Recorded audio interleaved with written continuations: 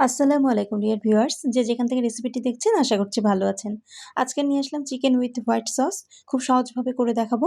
প্রথমে চিকেন নিয়ে নিচ্ছি ১ কেজি। এখানে দিয়ে দিচ্ছি ২ চামচ সিরকা আর ১ চামচ লবণ।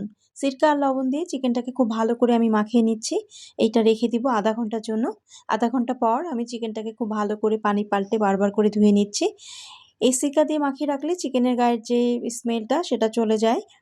এরপরে আমি এখন চিকেনটাকে ম্যারিনেট করে রাখবো। নিয়ে নিচ্ছি ২ চামচ রসুন বাটা, ২ চামচ আদা বাটা, ১ চামচ গোলমরিচের গুঁড়ো, ১ চামচ লবণ। এটা খুব ভালো করে আমি এখন মাখিয়ে রাখছি। আধা ঘন্টা পর আমি চিকেনটাকে ডুবো তেলের মধ্যে গোল্ডেন ব্রাউন করে ভেজে নিব। আমি মশলাগুলো দিয়েছি ১ কেজি চিকেনের পরিমাণে। আপনারা বেশি বা কম করে নিবেন। যদি চিকেনের পরিমাণ বেশি হয় বা কম হয়, সে আন্দাজ করে নিবেন মশলাটা। চিকেনগুলো আমার ভাজা হয়ে যাবে।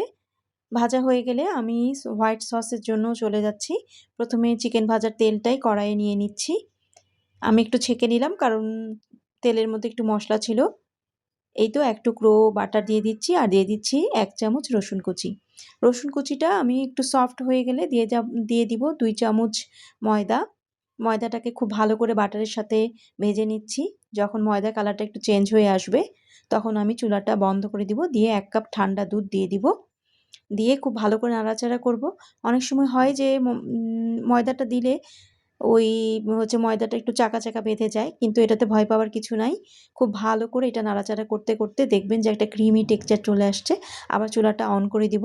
এখন আমি চিকেনগুলো ১ চামচ গোলমরিচের গুঁড়ো দিয়ে দিলাম আর চিকেনগুলো দিয়ে দিচ্ছি। ভেজে রাখা চিকেনগুলো দিয়ে খুব ভালো করে হোয়াইট সসের সাথে মেখে নিচ্ছি। কিন্তু চিকেনগুলো তো আমার 50% ভাজা হয়েছে, 50% সিদ্ধ হয়নি। এজন্য আমি পানি দিয়ে দিচ্ছি। দিয়ে আমি খুব ভালো করে টকবক করে ফুটে ওঠা পর্যন্ত অপেক্ষা করব। যখন এর মধ্যে চিকেনটা সিদ্ধ হয়ে যাবে, আমি ১ চামচ চিনি দিয়ে অল্প আঁচে ৫ মিনিট বসিয়ে রাখব।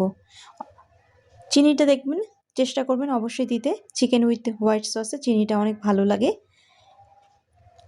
চিলি ফ্লেক্স ছড়িয়ে দিয়ে পরিবেশনের জন্য চিকেন রেডি। এটা আমি চিজ দিয়ে খেতে খুব পছন্দ করি। স্লাইস চিজ দিয়ে এই চিকেনটা খেতে খুবই ভালো লাগে। আজকে চলে যাচ্ছি। আসবো নতুন কোনো রেসিপি নিয়ে। ভালো থাকবেন। আল্লাহ হাফিজ।